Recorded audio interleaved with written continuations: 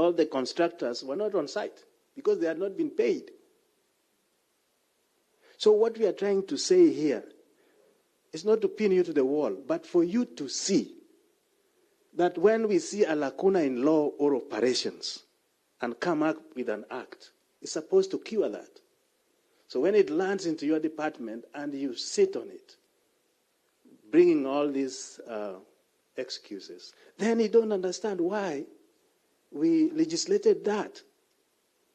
For example, you talked about budget. You know, when you have a saga, they will sit down as a saga and they will do their budget, and through the budgeting process, that budget will be well-lined itemed at the ministry budget. So you don't need to figure out where do I get money, because the parliament is very sensitive to those line budgets. It will come as a line budget for that saga.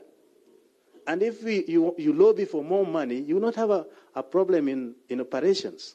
So, Chair, what I'm seeing here, and all the people that appear to us, are excuses for their own internal benefits. But they're not looking at the Kenya as a whole, that if we set this saga to be operational and the efficiency and all that, more activities will be done, no delay, money will be saved, more budget will be put into it because they will be reporting and they will be audited. That is what is missing in the whole game. So I want to bring you to that understanding so that we are not just pushing you to the wall to defend, but to understand why we legislate and what is expected out of those legislations. Thank you, Chair. Yes, Bishop. Madam Pierce, I wish to refer you to conclusion you've made in every presentation regarding the two sagas in your ministry, with a view of focusing on the main item why the Auditor General raised a query. In your conclusion, you've written that, however, the authority will be audited for the first time in the year 2022, 2023. Allow me to interject you, Bishop, 1 minute. We wanted the judgment to be sent to our legal counsel so that by the time we finish, we should make a decision on that judgment. We want to know whether the one we have is different from what Madam Pierce was referring to. Right. Please forward it to our legal counsel, Mercy. Maybe, Mercy, you can move next and give her the details of your email. Bishop, just 1 minute to allow the PS to get her network on. I hope the network is not on eCitizen so that it's down.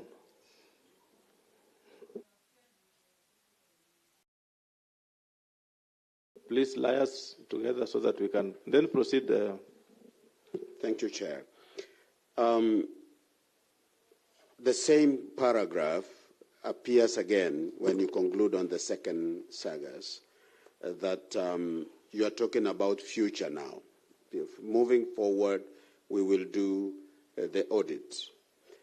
The question before this committee and before you, of course, as a reaction from the department, from the Auditor General, number one is that this is among the sagas that has not been audited by the Auditor General.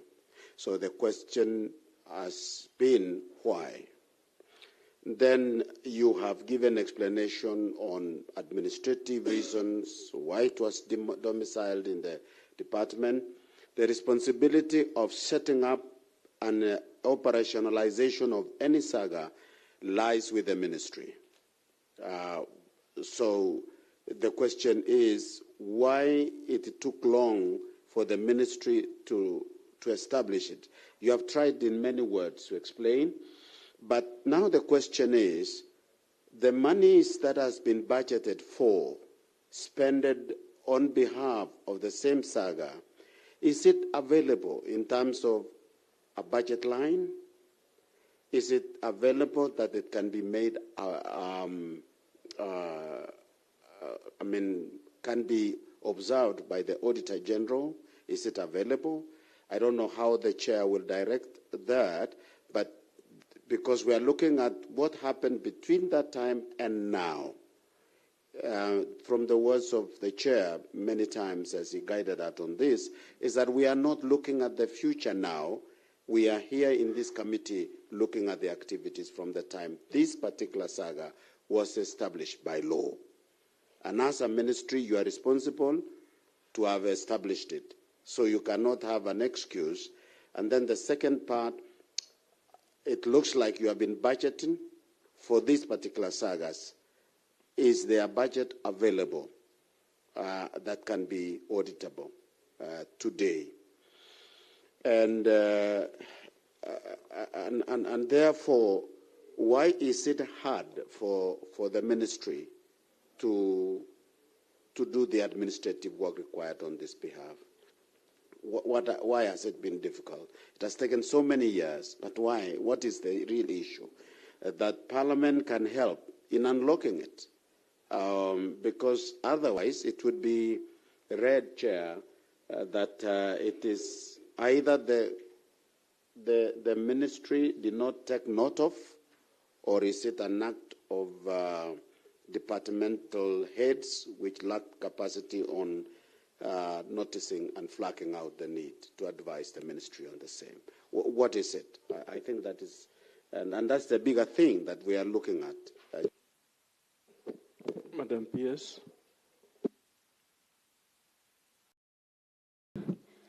Thank you, Honorable Bishop, for the good questions. I'll answer a part of the questions, then I'll request the CFO to also make his comments. I would start by saying I agree with honorable members that it took long for these sagas to be established and to be given the full support by the former Ministry of Agriculture and Livestock to operate. However, having said that, with the Executive Order number 1 of 2023, the Ministry of Mining, Blue Economy and Fisheries and Maritime Affairs was put in place so that we can be able to unlock some of these challenges. Because previously, I'll be honest, and I believe you'll all agree with me, we were seated with the giants of agriculture and livestock, who got almost 90% of the budget of fisheries. So through the guidance of my minister, Salim Vudia, we have made very big strides in ensuring that we make these two sagas operational as fast as possible. One, we have been able to second staff to the two state corporations so that they can assist them in operating various activities. The instruments of HR have been approved. Recruitment of the CEO is underway.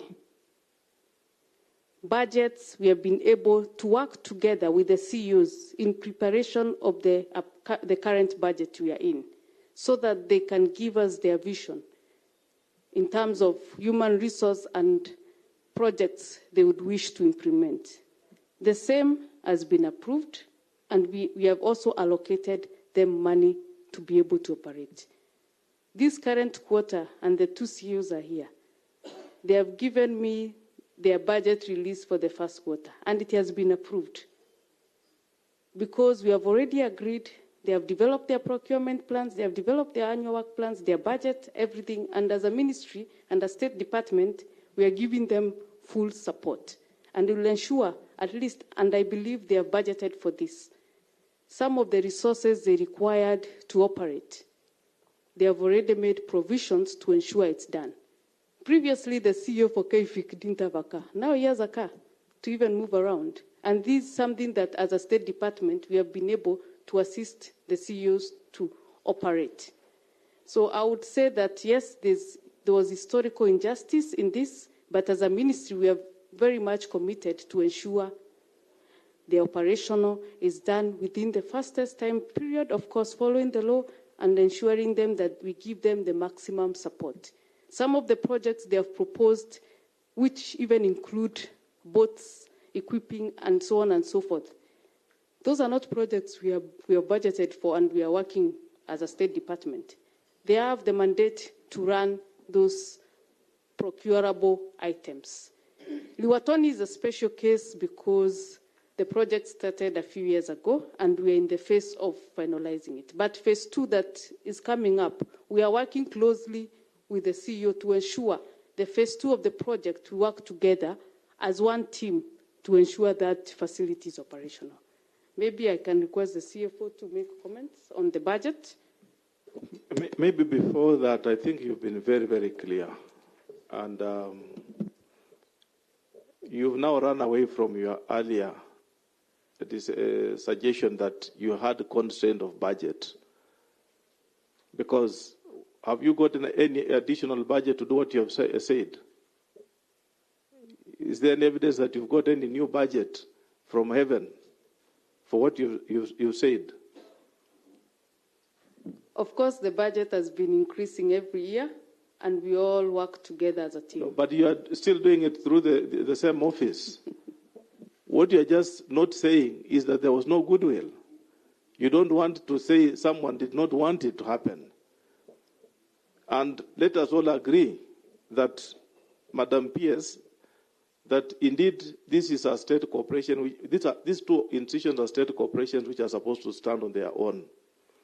And I want us to go through, maybe with the assistance of your senior CFO, we go through the act on the matter of how the law is supposed to be. When you look at the same legal notice number 214, section 18, it talks about the accounts of the corporation, how they shall be audited and reported in accordance with the Public Audit Act and the PFM Act. Allow me to ask your senior accountant, is he senior CFO or whoever, Mr. Washira? Did you comply with that?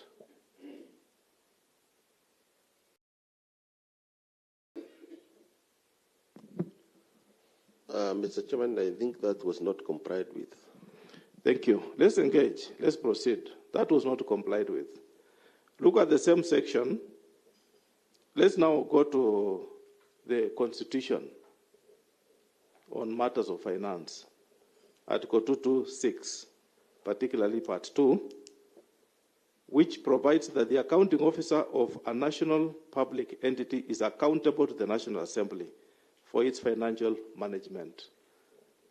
In the present situation, where there is no report from the Office of the Auditor General, can we say that these two institutions are accountable to the National Assembly? Yeah, Mr. Chairman, I think some of these funds were still utilized in form of interest for the benefit of the twin organization, also in terms of AIE, and which is also accounted under the expenditure of the ministry, of the State Department. I don't want you to deviate from the reality. You are the custodian of the PFM Act, and you are the advisor of the PS on matters of finance. So if you want to misadvise the committee, which is the paramount body that knows the PFM Act like yourself, let us not go that route. Whether you did it, yes or not, just confirm, then we move forward. Because when you're accounting through the ministry, is it the same as accounting through the agency? No, no, Chairman. Therefore, why are you misadvising the PS? The two are totally different. So just concur, we move forward. If there is a mistake, you own up the mistake, we move forward. If you feel there is something contrary, give us the evidence of contrary. No, nothing contrary, Chairman. Yes. Okay. Did you comply with that article of the Constitution? Not Chairman. Let us look at Section 68(1) of the Public Finance Management Act, which is the power tool that you use in your office, which provides that an accounting officer for a national government entity shall be accountable to the National Assembly for ensuring that the resources of the entity are used in a way that is lawful and authorized. Was that lawful? Chairman, we cannot say it was lawful. Thank you. Let's get to Section 68(2)(k) under the same PFM Act, which provides that an accounting officer shall prepare annual financial statements for each financial year within 3 months after the end of the financial year. Remember, it is 3 months, and submit them to the Control of Budget and the Auditor General for audit. Are there such financial statements? It was not done, Chairman. Madam PS, that's why we've invited you here, so that you...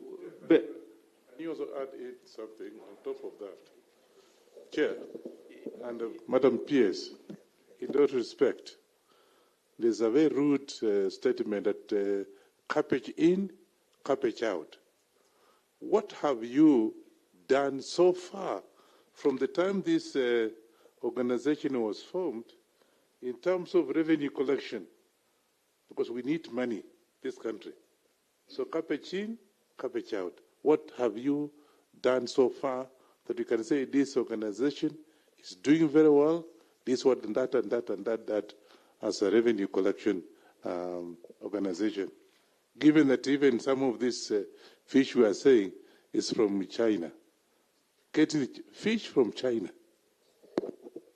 Chairman, a point of information, perhaps, observation to the CFO, or following your line of information that from the law. May I say something? Yes. I have a question. Do you realize that in the policy of finance, being the head of finance, you don't do accounting alone, that you must be consulted as the head of finance when disseminating money, that your role is beyond that, including strategic plan, policy of finance, so that you are proactive in terms of information to the ministry? Do you think you are just there as a clerk to be consulted on figures, or do you include also vibrancy in terms of policy, strategy that gives you, that informs your report that you give to your minister or accounting officer at any given time? And now when you have a new officer who has come into the ministry, what do you tell that person? Are you telling that person, if you need anything from me, I'm there to be consulted? Or you are giving a report that informs strategy of the ministry, informing all the budgetary lines in all the, amongst all the sagas, and then the policy as per PMF Act or the Constitution relating to the Constitution? I don't know, because when I listen to you, you are so economical in answering your questions, and you are limiting it to figures, and rather than the bigger picture of the representation. Chair, I thought I was apart from observing the mistakes committed, we would like to see the knowledgeability and dependability of the officer in terms of going far beyond the sum of budget and so on. Thank you, sir. Maybe just a quick one as you summarize. You respond, Madam PS or the senior officer, on what the bishop has said and what Kevin Wanyonya has said also. Make a comment. Yeah, Mr. Chairman, yes, I think at finance level, we are supposed to be broad from the policy and actually up to the bottom, to know also what is happening at the bottom in terms of also procedures, being able to follow the Constitution and the laid out financial procedures and the laws, and also interact with the organs like Parliament, like PAC. So I think at that broad level we are there as finance, because everything actually moves around finance. And for sustainability, I think we must have good policies which are properly linked, even as the budget level, We have when we are looking at even at the national level, when we are looking at the finance bill, the way they generated a lot of heat. It's good that. Are you therefore convinced that this is happening when we are transacting this or interacting with you and the ministry? Do you think this is happening? Given the anomalies and misnomers in the presentation and the chair is taking you through, do you think this is happening? I can see you are aware. Yeah, Mr. Chairman, you can see it has happened because actually, some of us were not there then. We are answering question because these things happened. But going forward, we are going to make sure that these mistakes are never repeated and try to make sure that the State Department operates within the law. Yeah. I want to take you back to what you just said, that these things happened when you are not there. And you are the custodian of the PFM. Does PFM provide for any stoppage in government, in the doctrine of perpetuity? No, Chairman. I think an organization continues. It doesn't matter who comes in the office. You see, you want to explain, but it's just very clear. Tell us, does it provide? You said some of these things happened when you are not there. Yes. So which means there is a level against which you want us to trust you, and there is a level against which we want to trust that you are not there. So we don't want to have that room. Is there any provision in law that allows you that your office existed at one time in vacuum? No. Therefore, can you withdraw what you've said? Withdrawn, Chair. Thank you. Let us go back to the PS. Mheshimiwa, we just have some 10 minutes. Please respond to his question quickly, and then we move on.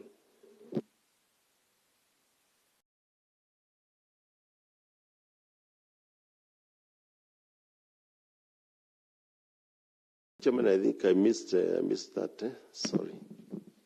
Please, Mheshimiwa. Oh, he has given up. So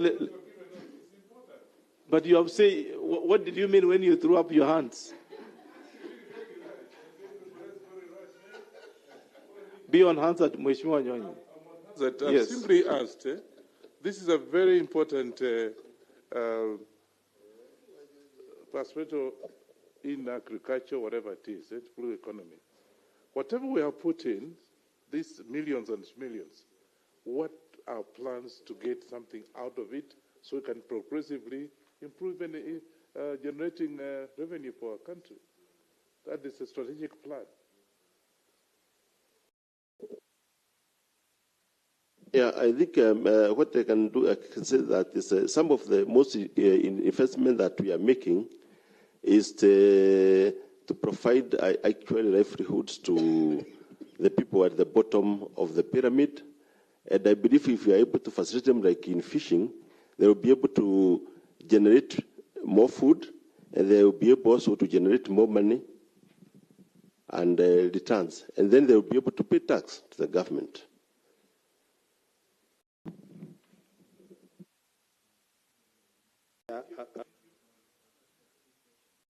Chair, if you allow me.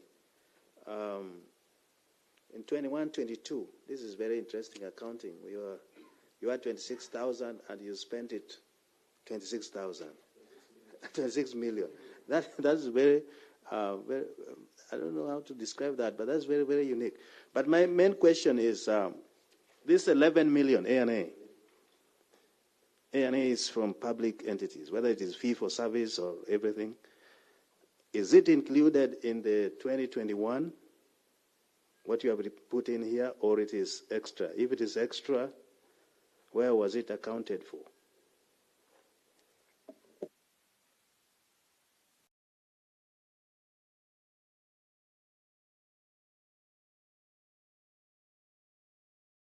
Please respond. Mr. Chairman, on the 26 million, this was released to the bank account that was opened, so it's still under the saga for expenditure. We have stated that in the written response, that the 26 million looks exact because it was released intact to the SAGA. So the expenditure... Chair, just a point of order. That is where we have a problem.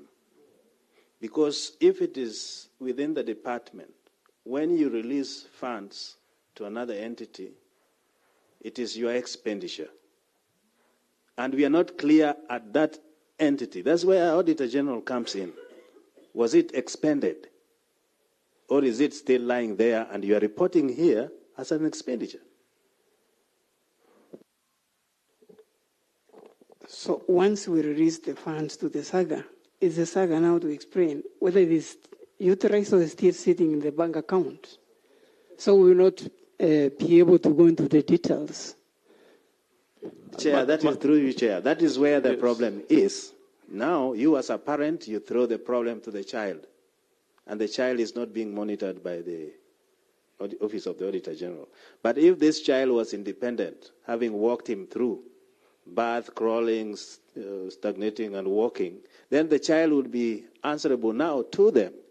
And now we will be calling the board and the CEO to answer this question. And this is the advantage I alluded earlier, that you better embrace and operationalize this thing very quickly so you don't need to answer these questions. And I hope you get it now.